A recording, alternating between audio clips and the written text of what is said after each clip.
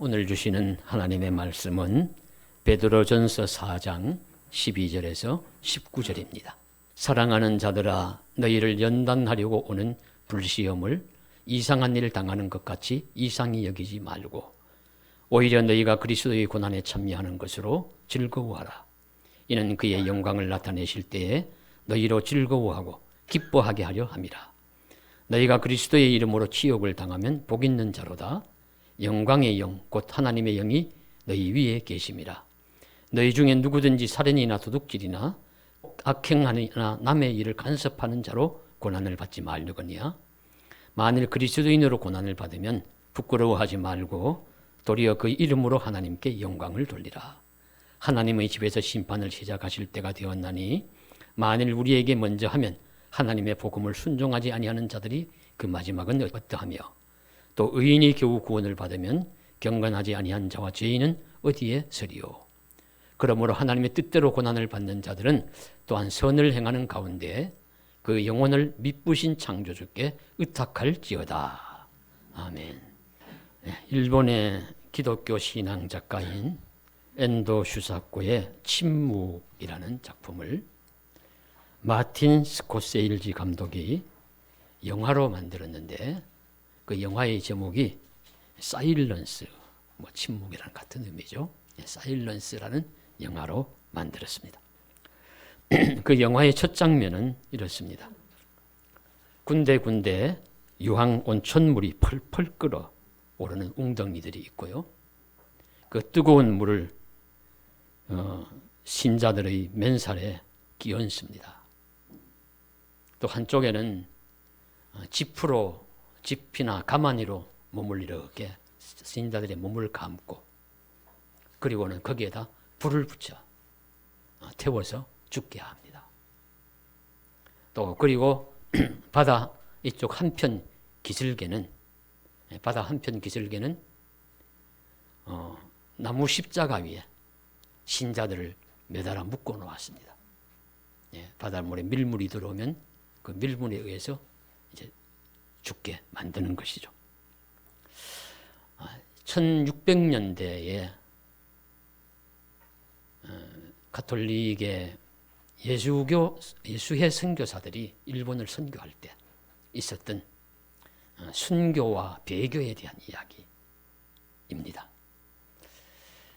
일본이 기독교를 박해할 때 들어온 기독교를 얼마나 극심하게 박해를 했느냐 하는 것 속에서 이제 신부나 신자들이 이런 고난 박해를 받으면서 믿음의 갈등을 일으키고 어떤 분은 믿음을 지키다가 죽기도 하고 어떤 분은 또 배교하면서 또 마음의 괴로움을 안고 살기도 하고 하는 그런 이야기들을 우리 적은 것이 침묵이라는 작품이고 사일런스라는 영화입니다.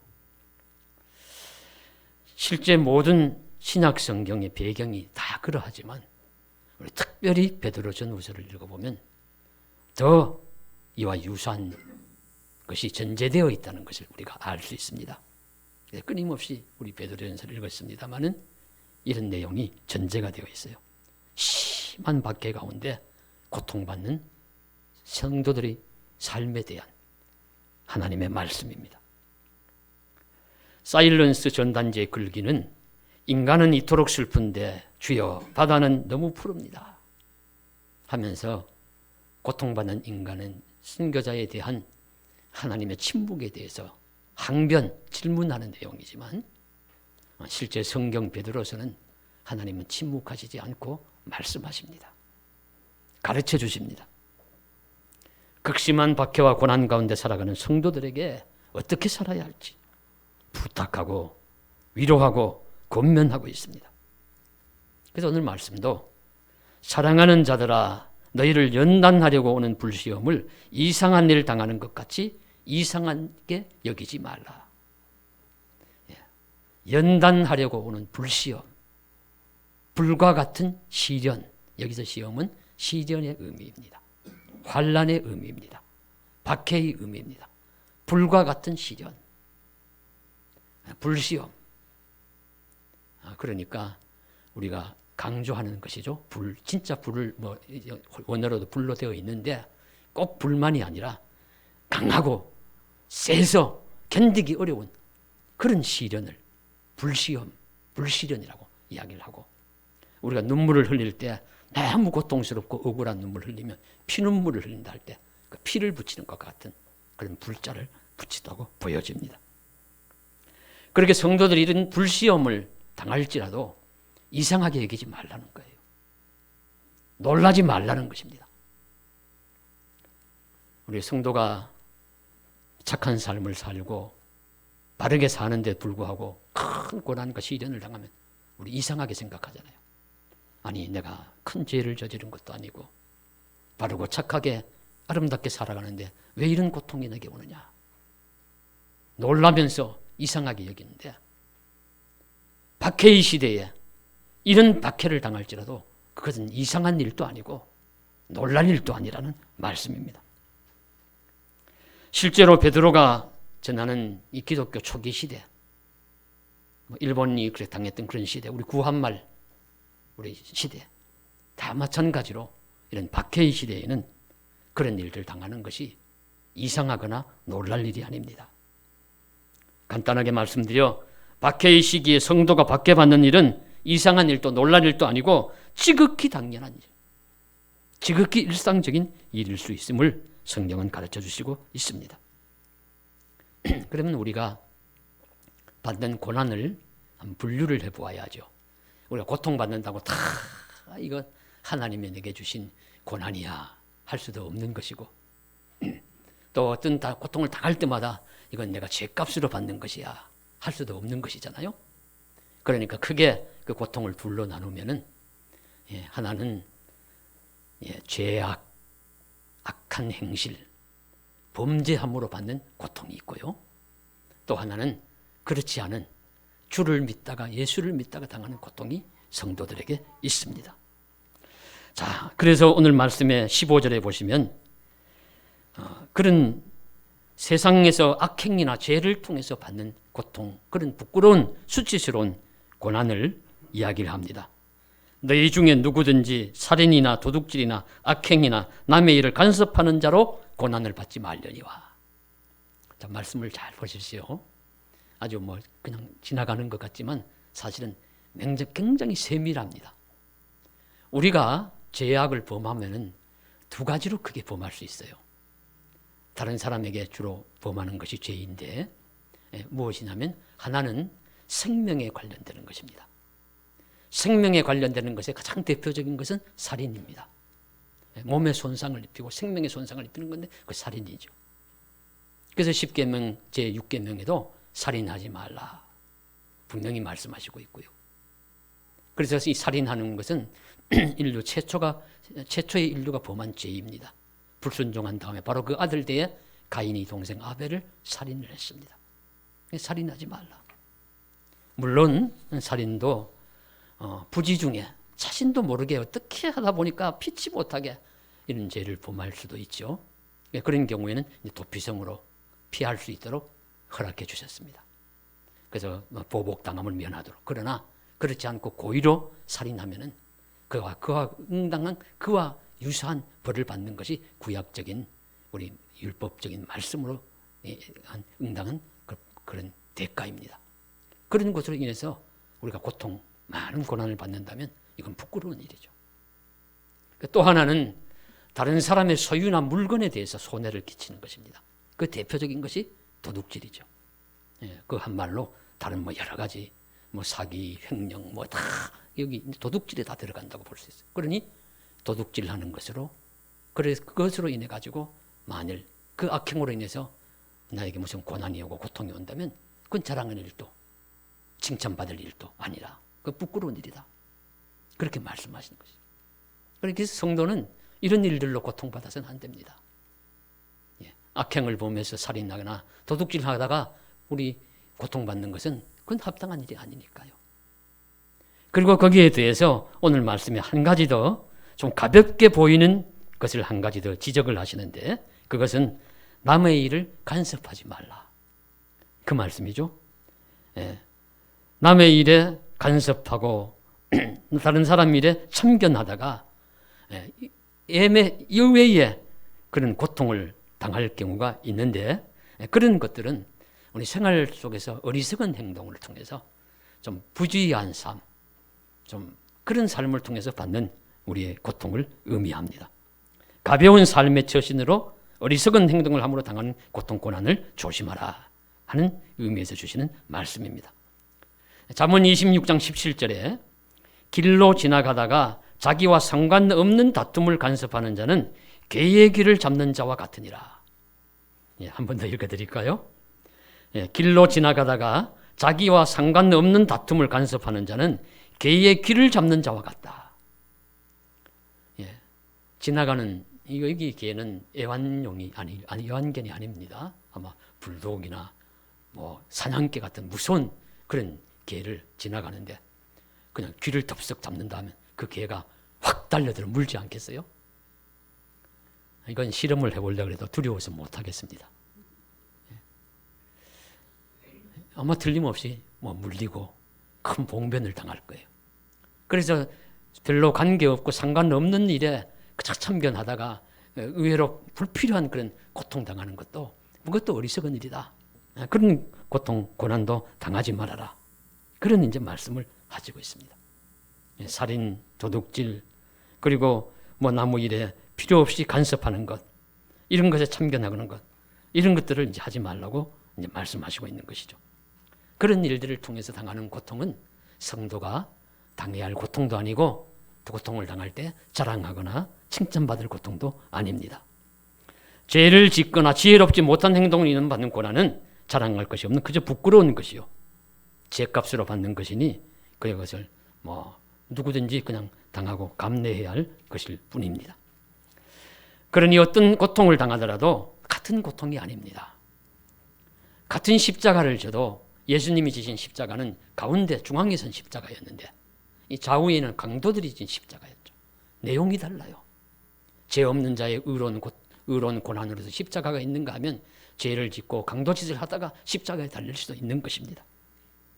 그러니 우리가 살아갈 때에 오늘 말씀에 나온 것처럼 큰 부류에서 살인, 도둑질, 또 불필요한 일에 간섭해서 이런 일로 고난받는 것은 그건 합당치 않다 하는 말씀을 오늘 먼저 말씀에서 주의 깊게 듣고 우리 삶에 참 합당한 하나님의 말씀에 의한 진리의 삶을 살아갈 수 있는 은혜로운 삶을 살아갈 수 있는 복된 길이 되시기를 간절히 주님의 이름으로 간절히 소망합니다.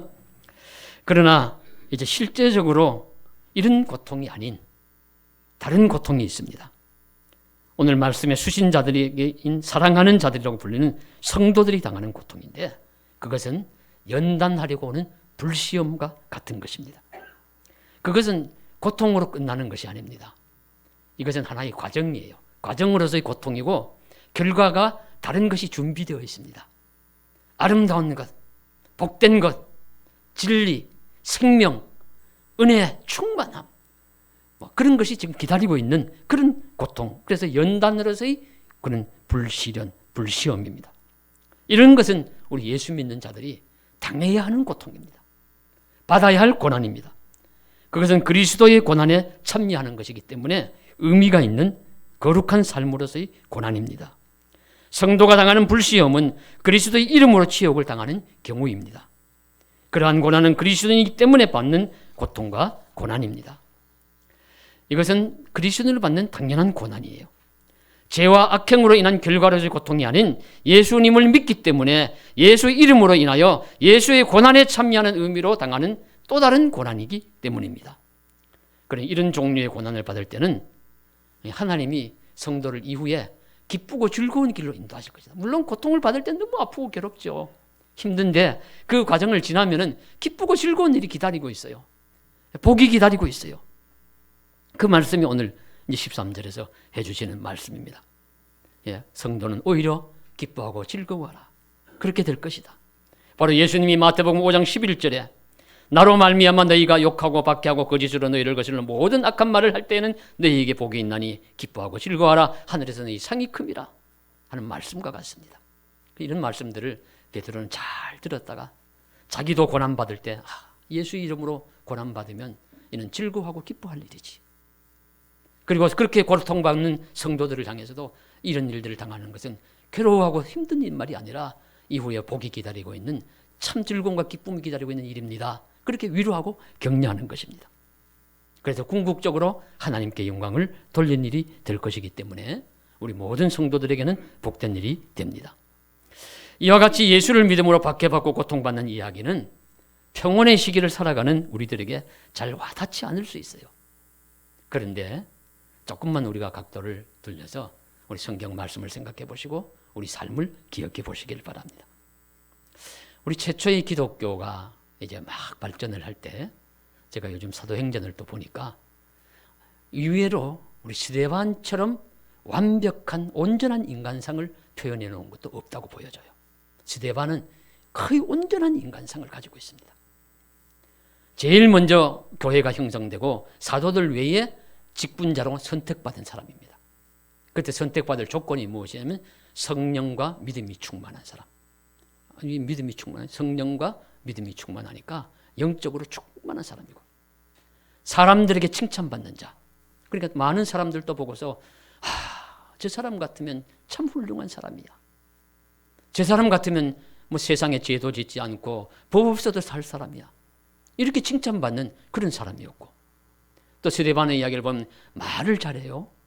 또 성경이나 말씀에 대해서 아는 것이 많아요. 그 논리가 강합니다. 그래서 서로 말을 하면은 뭐 아직 지지 않을 만큼 말도 잘하고 설득력이 있습니다. 거기에다가 천사의 얼굴을 가졌다. 천사의 얼굴과 같더라. 뭐 우리가 다 표현할 수 없고 다 이해할 수 없지만 아마 보기에 얼마나 훌륭했으면 이런 표현을 했겠습니까? 사도 바울도 이런 말은 못 들었어요. 이런 칭찬은 못 들었어요. 그런데 스데반은 인품 좋지요. 믿음 좋지요. 말 잘하고 논리 있고 지식 많지요. 사람들이 볼 때도 칭찬하지요. 뭐 하나 흠잡을 곳이 없는 그런 사람입니다. 그런데 단 한 가지 예수 믿는 것. 부활하신 예수, 그 예수가 우리 하나님 아들 주님이시라고 증거하다가 돌에 맞아 죽습니다. 얼마나 충격적입니까? 얼마나 놀라겠어요. 아니 저런 사람이 그런 죽음을 당하다니. 그때 베드로와 같은 사도들은 말씀하는 겁니다. 놀라지 마십시오. 이상히 여기지 마십시오. 박해의 시기에 예수 믿는 사람들, 예수 믿다가 예수 이름 증거하다가 이렇게 죽을 수도 있습니다. 이렇게 불시련 당할 수 있습니다. 이렇게 말씀하는 겁니다. 그러면 오늘날 우리들은 좀 차원이 다르죠. 평온의 시기를 살아가니까요. 이런 불시험 같은 시험은 당하지 않을지 몰라도 그렇지만 그럼에도 불구하고 경우에 따라서 사람에 따라서는 크고 작은 시련들 당할 수 있습니다. 억울한 말 들을 수 있고요. 내 인격의 손상 침해받을 수 있고요.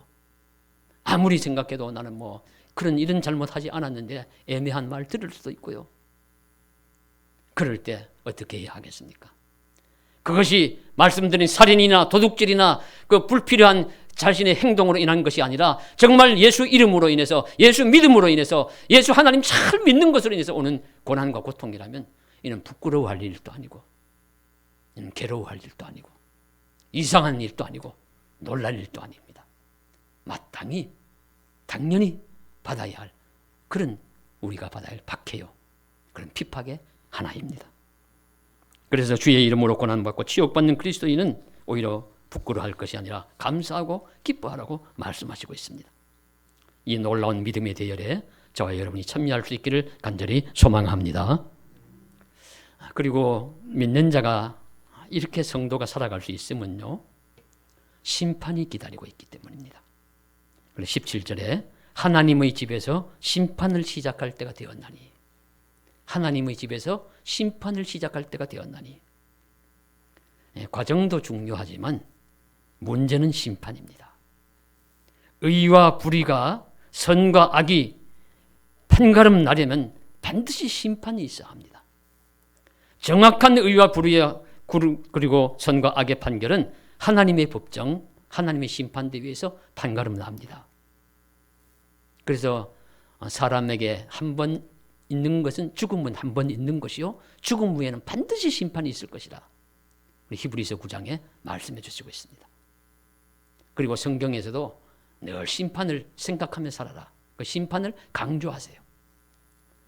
구약 성경의 마지막 말라기서도 보면은 심판의 말씀으로 끝맺습니다. 그래서 말라기서에도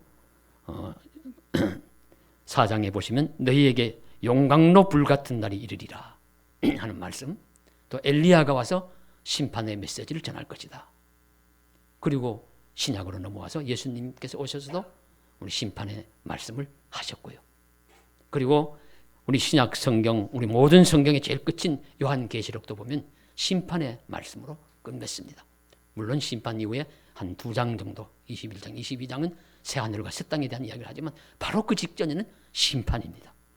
그 심판에는 모든 것이 다 심판받아요. 마귀도 심판을 받고요. 계시록 20장 10절에 보시면 사망과 음부조차도 심판받습니다.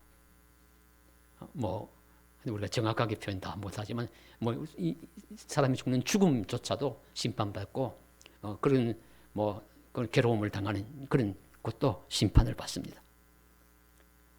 그리고 새 땅이 열립니다. 그런데 모두가 심판을 받지만 베드로도 하나님의 집에서 시작될 심판을 의식하며 살라는 말씀을 하시면서 이 땅에서 고생하고 핍박받고 고통받는 성도들에게 하나님의 심판은 궁극적 소망이라는 것을 가르쳐 주시고 있습니다. 그래서 당시에 고생하며 고통하는 성도가 있을 때 베드로는 말씀하는 겁니다. 너무 낙심하지 마십시오. 끝이 아닙니다. 심판이 있습니다. 하나님의 심판이 있습니다. 하나님의 심판에는 요한계시록 20장의 말씀을 하면 성도의 삶은 생명으로 나아가는 하나님의 복락으로 나가는 과정으로서의 심판입니다. 그러나 악한 자들, 믿지 않는 자들, 순종하지 않는 자들, 경건하지 않는 자들은 어디에 설 것입니까? 그들은 멸망의 심판을 받습니다. 영원한 불못이라고 불리는 곳, 우리가 흔히 말하는 지옥의 고통 속으로 영원히 들어가는 심판을 당할 것이라고 말씀하십니다. 영원한 불못의 고통은 살인하고 도둑질하고 악행하고 믿지 않고 경건하지 않고 순종하지 않고 그런 자에게 정해진 심판입니다. 그러므로 성도가 자신의 삶에서 비록 불시험과 같은 고난을 당할지라도 절망치 말 것은 생명으로의 심판이 나타날 것이기 때문입니다. 영원한 하나님 나라라는 복락의 세계로 들어가는 과정만이 기다리고 있을 뿐이기 때문에 그런 일들을 당하더라도 고통하지 말고 너무 괴로워하지 말고 아파하지 말고 오히려 즐거워하고 감사하고 주의 은혜와 생명 가운데 살아가라고 말씀하시고 있습니다. 그러므로 끝으로 이제 하나님의 뜻대로 고난을 받는 성도들은 또한 선을 행함으로 그 영혼을 신실하신 창조주에게 의탁할지어다. 그렇게 말씀으로 권면하십니다. 결론적인 권면이죠. 고난을 받더라도 지속적으로 선을 행하여 살면서 영혼을 신실하신 하나님께 의탁하라. 우리 성경에 보시면 우리 뭐라고 표현이 되어 있습니까? 미쁘신이라고 표현되는데 우리가 일상적으로 사용하는 말이 아니죠. 이 말은 신실하다는 뜻입니다. faithful, 신실한. 그러니까 신실하신 하나님께, 창조주께 우리의 영혼을 부탁하라, 의탁하라. 그렇게 말씀하십니다. 하나님께 영혼을 의탁하는 사람은 보배로운 믿음을 가진 사람입니다. 오늘 예배를 드리는 성도 여러분, 우리도 오늘 이 말씀을 꼭 기억하시길 바랍니다. 영혼을 미쁘신 신실하신 하나님께 의탁하십시오. 우리의 영혼을 신실하신 주 예수 그리스도께 의탁하십시오. 의탁하다는 말은 예금하다는 말과 같은데요. 우리가 은행을 믿고 돈을 맡기듯이 우리 인생을 맡긴다는 뜻이에요. 내 영혼을 맡긴다는 뜻입니다. 의탁한다. 이게 맡긴다는 것이 믿음입니다. 신뢰, 맡긴다, 믿음입니다. 커미트먼트, 의탁할지어다, 맡긴다. 우리 예수님께서도 제일 마지막 말씀이 무엇이죠? 십자가상에서도 7마디 말씀하잖아요. 그 중에 제일 마지막 말씀이 아버지여 내 영혼을 아버지 손에 의탁하나이다. 내 영혼을 아버지 손에 의탁하나이다. 바로 이 말씀과 같아요. 베드로가 전하는 말씀. 우리의 영혼을 창조주께 의탁할지어다. 신실하신 하나님께 의탁할지어다. 맡깁니다. 말씀드린 최초의 순교자 스데반도 마지막 외침이 주 예수여 내 영혼을 받으시옵소서. 내 영혼을 맡깁니다. 받아주시옵소서. 의탁합니다. 이것이 믿음입니다. 하나님께, 주님께 내 삶을, 내 영혼까지도 의탁하는 것이 우리 기독교에 말하는 큰 믿음입니다. 내 맡김, 의탁, 바로 믿음입니다. 그래서 우리의 삶 자체가 보면요, 믿음의 근거에 있어요. 우리 삶이 믿음의 근거에 있습니다. 깨닫고 보면 우리 삶 자체가 믿음이 있다는 것을 알 수 있습니다. 저와 여러분께 살아가실 때 우리가 운전을 많이 하는데, 우리가 큰 서해대교 같은 다리를 건널 때 그 다리가 무너질 것이라는 의심을 가지면 못 건너겠죠. 자동차를 가지고. 안 무너질 거다. 믿음이 있습니다. 하늘을 나는 비행기도 수시간 비행기가 하늘을 떠가지만 추락하지 않고 무사히 다음 그 공항에 도착할 것이라는 믿음이 있기 때문에 비행기를 타고 온 가족도 다 타고 갑니다. 만일 우리가 만사에 의심만 한다면 우리 못 살 겁니다. 밖에 못 나가요. 무슨 일을 당할까 겁이 나서 못 나가고 집안에도 못 살아요. 집은 무너질까 봐 어떻게 살겠습니까? 그러니 우리 사실 삶이 믿음의 근거에 있습니다. 이 사실을 잘 증거한 학자가 하나 있습니다. 마이클 폴란이라는 학자인데, 이 학자를 이야기를 들으니까 참 놀라워요. 이분은 본래 의학을 공부한 의사였는데 그것에 이제 만족하지 않고 그 다음엔 물리화학을 공부해서 얼마나 성과를 냈냐면 물화학 노벨상을 받을 만큼 그런 업적을 남긴 그런 위대한 과학자였습니다. 그럼에도 불구하고 또 거기에 만족하지 않고 그 다음엔 철학과 신학으로 옮겨가 가지고 그런 연구를 하니까, 그러니 그에게는 노벨상이 주어지지 않고 그것을 이어받은 그 아들 존 폴라니가 노벨 화학상을 받았을 정도로 뛰어난 학자입니다. 그런 이 마이클 폴라니가 근대 철학의 아버지라고 하는 데카르트의 모든 것을 의심하는 것으로부터 학문이나 확실한 알미 형성된다는 이론에 정면으로 도전을 한 거죠. 우리 저와 여러분 다 배웠지 않습니까? 모든 것을 의심하는 것에서부터 학문이나 알미 시작된다고 해서 근대 철학의 아버지가 데카르트다 그렇게 이야기하는데, 이 마이클 폴라니는 아니라는 거예요.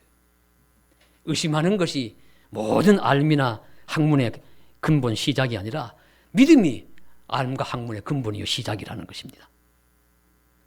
모든 지식이 가능한 것도 근원적으로 믿음이 바탕이 되어 있다는 입장입니다. 그는 믿음 없이는 어떤 것도 비판적으로 검토할 수도 없고 어떤 증거도 수용할 수도 없는 그런 믿음이 삶의 근거라고 합니다. 이 사람은 의학도 공부한 사람이고 과학도 한 사람이에요. 노벨상을 받을 만큼. 그런 사람이 다 연구해보고 하는 결론적인 이야기가, 우리가 바로 아우구스티누스가 말한 너희가 믿지 않으면 알 수 없으리라. 무신부지라는 그 말을 그저 증거하고 설명하고 확립시킵니다. 그러니까 어거스틴, 마이클 폴라니는 믿음의 계보를 이어줄 수 있는 그런 사상적인 계보를 이어가는 그런 사람이라고 할 수 있죠. 그래서 우리는 세상을 살면서 믿음이 없이는 살 수 없다는 것을 압니다. 우리 부모도 믿고 가족도 믿고 그저 이웃도 믿고 이런저런 믿음의 삶을 살아갑니다. 그래서 어떤 믿음의 대상에게 우리는 반드시 누군가에게 무엇을 우리 자신을 맡기고 살아갑니다. 그러면 문제가 있습니다. 누구에게 맡기느냐, 누구를 믿느냐 하는 것이죠. 아무나 믿고 아무에게나 자신과 인생과 영혼을 맡길 수는 없는 법입니다. 우매한 지도자에게 나라를 맡기면 나라가 망할 수도 있습니다. 사악한 교주에게 속아서 자신을 맡기면 그 사람과 가정이 파멸을 맞이합니다. 조심해야 합니다. 믿고 맡기며 사는 인생이지만 누구에게 나를 맡기며 누구에게 의탁하실 것인가 하는 것은 우리 인생과 영혼이 달려있는 중요한 문제이기 때문에 신중하게 결정해야 합니다. 사랑하는 성도 여러분, 우리의 영혼을 누구에게 맡겨야 할까요? 누구를 의탁하시겠습니까? 그것이 바로 가장 확실한 존재인, 가장 궁극적인 대상이요 인생의 참 주인이신, 세상 만물의 참 주인이신 분에게 맡겨야 합니다. 그분이 바로 신실하신 창조주입니다. 바로 오늘 말씀의 끝부분에 너희 영혼을 신실하신 창조주에게 맡길지어다, 미쁘신 창조주에게 맡길지어다, 그렇게 가르쳐 주시잖아요. 그럼에도 불구하고 우리 인간은 어리석어서 이상한 것에 속아서 이상한 교주들에게, 이상한 인간들에게 자기를 맡겨요. 어리석은 행동이죠. 성경에 보십시오. 베드로가 나에게 맡기라 안 했습니다. 베드로는 훌륭한 사도이지만 자신에게 맡기는 것, 미쁘신 창조주께 영혼을 맡기라. 길이요 진리요 생명 되신 예수님께 인생을 맡겨라. 다윗과 같은 훌륭한 분도 너의 길을 여호와께 맡기라. 그리하면 그가 이루시고 내 의를 빛같이, 내 의를 정오의 빛같이 하시리로다 말씀하시고 있습니다. 우리의 길은, 우리의 인생은 오직 하나님께 맡겨야 합니다. 하나님을 믿어야 합니다. 하나님께 의탁해야 합니다. 예수님께 맡겨야 합니다. 예수님께 의탁해야 합니다. 그래서 세상 모두가 불완전하고 속임이 있을지라도 예수님은 신실하십니다. 2000년 역사가 증거해 주셨어요. 예수 믿고 내가 잘못되었다, 예수 진심으로 믿고 내 인생이 실패했다고 하는 사람은 없습니다. 잘 믿으면 성공하게 되어 있습니다. 복되게 되어 있습니다. 그래서 우리가 유일하신 하나님, 진리이신 하나님, 그 예수님을 믿는 믿음의 길을 우리가 잘 걸어가야 될 수 있을 줄로 믿습니다. 우리 창조주 되신 하나님께 우리 삶을 의탁할 것입니다. 우리 영혼을 의탁할 것입니다. 우리 모든 인생을 우리 길이요 진리요 생명 되신 예수님께 맡길 것입니다. 그래서 우리가 세상 살면서 불시험 같은 그런 시련은 우리에게 하나님이 잘 주시지 않겠죠. 그러나 그와 유사한, 그보다는 못할지 몰라도 우리 인생 살아가면서 억울한 일 당할 수도 있고, 예수 믿다가 그 손해 볼 수도 있고, 예수 믿는 것 때문에 불이익 당할 수도 있고, 예수 믿는 것 때문에 무시당하고 또 모멸감을 얻을 수도 있고, 등등 여러 가지 있을 수 있어요. 그러나 그때는 큰 불시련과 같은 그런 말씀드린 바와 같은 그런 박해의 시대에 그런 박해를 당하면서도 이기고 승리한 성도들, 믿음의 선조들이 있는데, 내가 당하는 이것쯤이야. 충분히 나는 견딜 수 있어. 말씀 가운데 힘을 가지고 용기를 가지고 이겨나가시기를 원하고, 그리고 우리 앞에는 심판이 기다리고 있다. 한 번 심판이 기다리고, 그 심판은 나의 앞에 기다리는 심판은 생명의 심판이고 부활의 심판이지 나를 멸망시키는 심판이 아니에요. 이 심판은, 멸망의 심판은 불신자들, 멸망의 심판은 도둑질하고 살인하고 경건하지 않고 그런 삶을 살아가는 자들에게 닥치는 심판이에요. 우리에게는 영원한 부활의 심판, 생명의 심판이 기다리고 있고, 거기를 통해서 하나님의 나라 새하늘과 새 땅에 들어가는 은혜를 누릴 수 있을 줄로 믿습니다. 그래서 우리가 당하는 시련을 우리가 기뻐 감사하면서 잘 이겨내어서 결국에는 아름다운 열매를 맺는 복된 삶이 되시기를 주님의 이름으로 간절히 축원합니다. 기도드리겠습니다. 사랑하는 하나님 아버지, 오늘 또 너희에게 오는 불시험을 이상한 일 당하는 것이 이상히 여기지 말라 하는 말씀 기억합니다. 그저 우리 이상히 여기지 놀라지도 말고, 박해의 시대에는 이런 시련도 참 마땅히 당할 수 있을 또 우리가 깨닫고, 그러나 평온의 시기를 살아가면서 당하는 작은 시련과 아픔에도 우리는 견디지 못해 힘들어할 때 많은데, 그때는 이런 말씀 기억하면서 힘을 내게 하시고 위로받게 하시고 또 이겨나갈 수 있도록 큰 인내와 담대함과 믿음을 허락하여 주시옵소서. 믿음은 맡기는 것이라고 하셨습니다. 헛된 것에 인생을 맡기지 말게 해주십시오. 헛된 것에 속아서 인생을 맡겨서 파멸의 길 걷지 말게 하시고, 살아계신 하나님, 창조주 신실하신 하나님께 우리 인생을 잘 맡김으로써 맑은 정신 가지고 우리 믿음으로 승리할 수 있는 인생길 되게 하여 주시옵소서. 주 예수님 이름 받들어 간절히 기도드리옵나이다. 아멘.